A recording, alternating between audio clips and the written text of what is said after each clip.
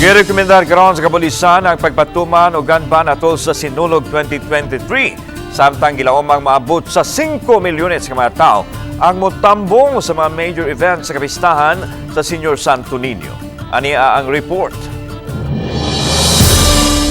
Bisan magpasko pa apan ana-ana sa sinulog mode ang security preparation sa kapulisan, ilabi na kay gidagdang mutambong ang duha ka labing taas nga opisyal sa nasod.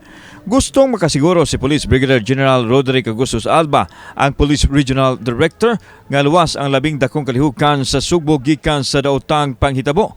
Uban ni Father John Ayon Miranda sa Basilica Minori del Santo Niño o sa Kapulisan sa Dakbayan, ilang gihanay ang ilang mga pagpangandam sa kapistahan sa Batang Jesus. Lakip nini ang penitential walk with Mary o Jesus. Samtang napanglantawan nga maabot sa 5 milyones ka mga tao ang musalmod sa solemn foot procession. Gipaniguro sa otoridad nga way aksidente sama sa stampede nga mahitabo. Tungod nini susihon sa kapulisan ang mga dapit nga adunay mga dagkong kalihukan o posibleng limitahan ang mutambong nini kung sobra na ang gidaghanon.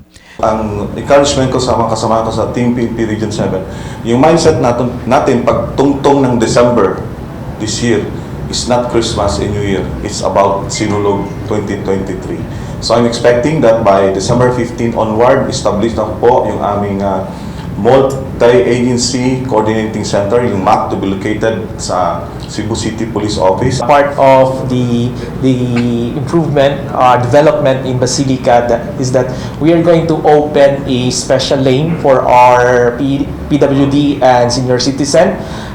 It will be in the corner Lapu-Lapu Street and Legazpi near the Belmont. So we will dedicate that area for the PWD and senior citizen.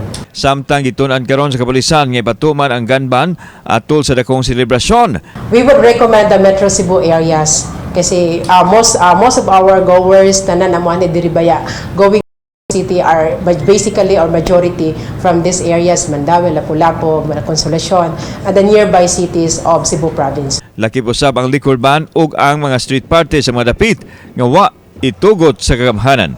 Huwag pabayaan yung latag namin on anti-criminality in all these areas. Kauban si Clover Lumayag ug Rod Prado, ako si Alan Domingo. Balitang Bisdak.